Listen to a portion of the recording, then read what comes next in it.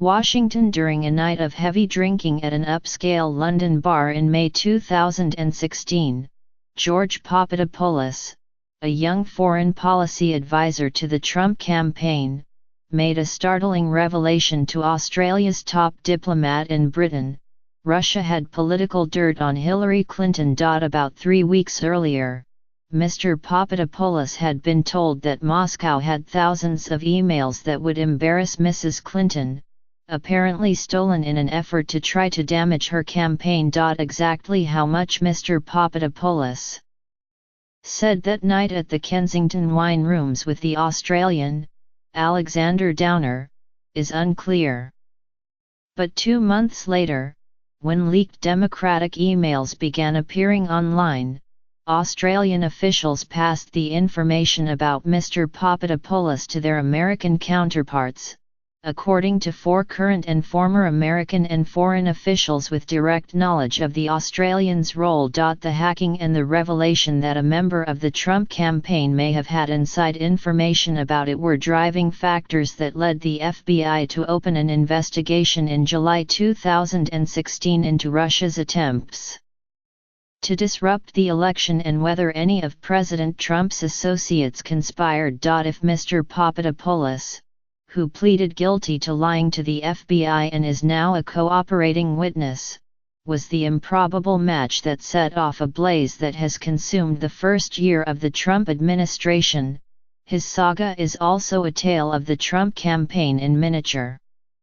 He was brash, boastful, and underqualified, yet he exceeded expectations. And, like the campaign itself, he proved to be a tantalizing target for a Russian influence operation. While some of Mr. Trump's advisors have derided him as an insignificant campaign volunteer or a coffee boy, interviews and new documents show that he stayed influential throughout the campaign. 2 months before the election, for instance, he helped arrange a New York meeting between Mr. Trump and President Abdel Fattah el-Sisi of Egypt. The information that Mr. Papadopoulos gave to the Australians answers one of the lingering mysteries of the past year: what so alarmed American officials to provoke the FBI to open a counterintelligence investigation into the Trump campaign months before the presidential election? It was not, as Mr. Trump and other politicians have alleged, a dossier compiled by a former British spy hired by a rival campaign. Instead, it was first-hand information from one of America's closest intelligence allies. Interviews and previously undisclosed documents show that Mr. Papadopoulos played a critical role in this drama and reveal a Russian operation that was more aggressive and widespread than previously known. They add to an emerging portrait, gradually filled in over the past year in revelations by federal investigators, journalists, and lawmakers, of Russians with government contacts trying to establish secret channels at various levels of the Trump campaign. The FBI investigation, which was taken over 7 months ago by the special counsel, Robert S. Mueller III, has cast a shadow over Mr. Trump's first year in office, even as he and his aides repeatedly played down the Russian efforts and falsely denied campaign contacts with Russians. They have also insisted that Mr. Papadopoulos was a low-level figure. But spies frequently target peripheral players as a way to gain insight and leverage. F.B.I. Officials disagreed in 2016 about how aggressively and publicly to pursue the Russia inquiry before the election. But there was little debate about what seemed to be afoot. John O. Brennan, who retired this year after 4 years as CIA director, told Congress in May that he had been concerned about multiple contacts between Russian officials and Trump advisors. Russia, he said, had tried to suborn members of the Trump campaign. Mr.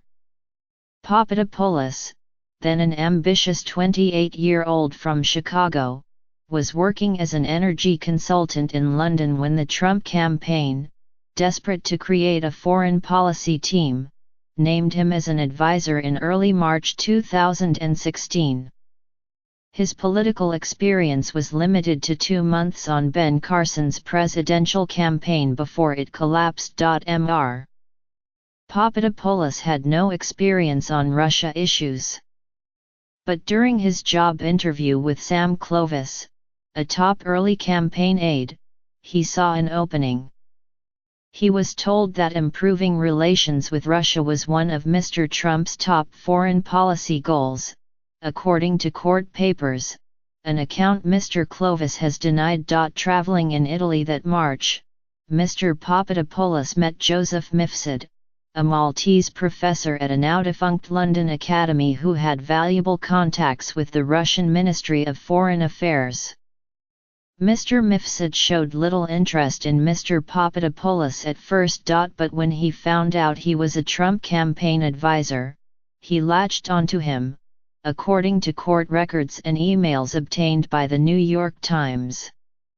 Their joint goal was to arrange a meeting between Mr. Trump and President Vladimir Putin of Russia in Moscow, or between their respective aides. In response to questions, Mr. Papadopoulos's lawyers declined to provide a statement. Before the end of the month, Mr. Mifsud had arranged a meeting at a London cafe between Mr. Papadopoulos and Olga Polinskaya, a young woman from St.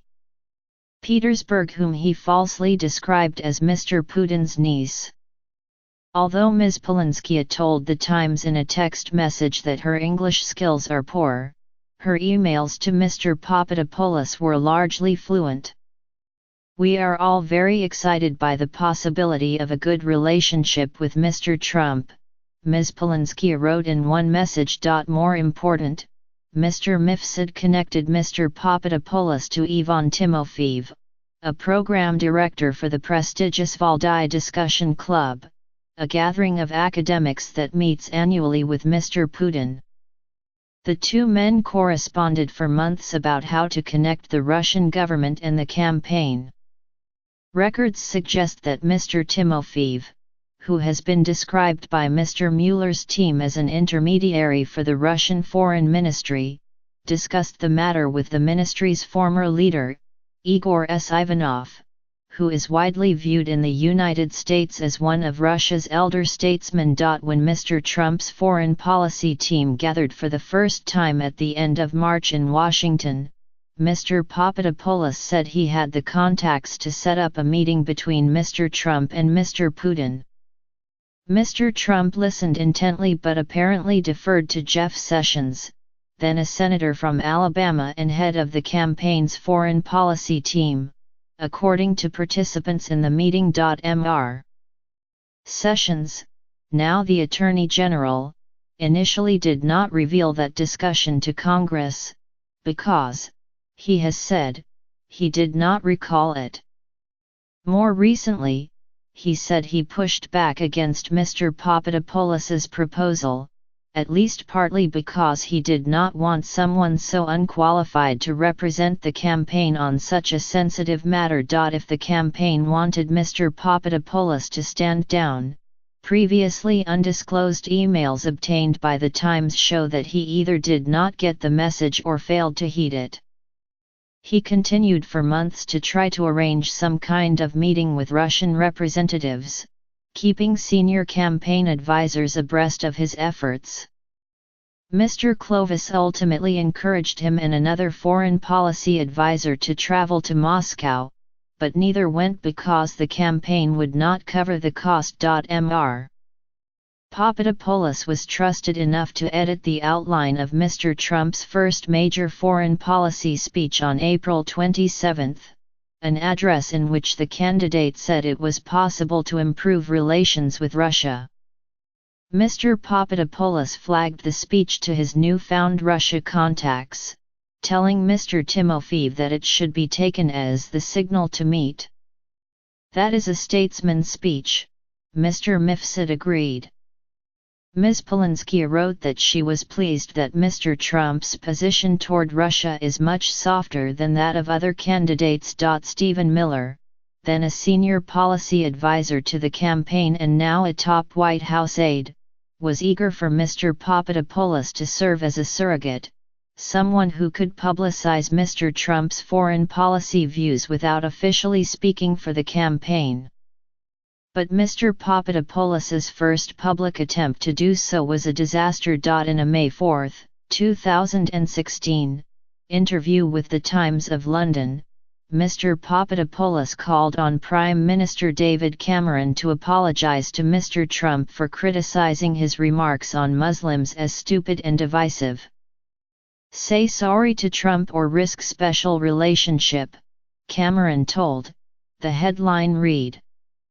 Mr. Clovis, the National Campaign CO chairman, severely reprimanded Mr. Papadopoulos for failing to clear his explosive comments with the campaign in advance. From then on, Mr. Papadopoulos was more careful with the press, though he never regained the full trust of Mr. Clovis or several other campaign officials. Mr. Mifsud proposed to Mr. Papadopoulos that he, too, serve as a campaign surrogate. He could write op-eds under the guise of a neutral observer, he wrote in a previously undisclosed email, and follow Mr. Trump to his rallies as an accredited journalist while receiving briefings from the inside the campaign. In late April, at a London hotel, Mr. Mifsud told Mr. Papadopoulos that he had just learned from high-level Russian officials in Moscow that the Russians had dirt on Mrs. Clinton in the form of thousands of emails, according to court documents. Although Russian hackers had been mining data from the Democratic National Committee's computers for months, that information was not yet public. Even the committee itself did not know whether Mr. Papadopoulos shared that information with anyone else in the campaign is one of many unanswered questions. He was mostly in contact with the campaign over emails. The day after Mr. Mifsud's revelation about the hacked emails, he told Mr. Miller in an email only that he had interesting messages coming in from Moscow about a possible trip.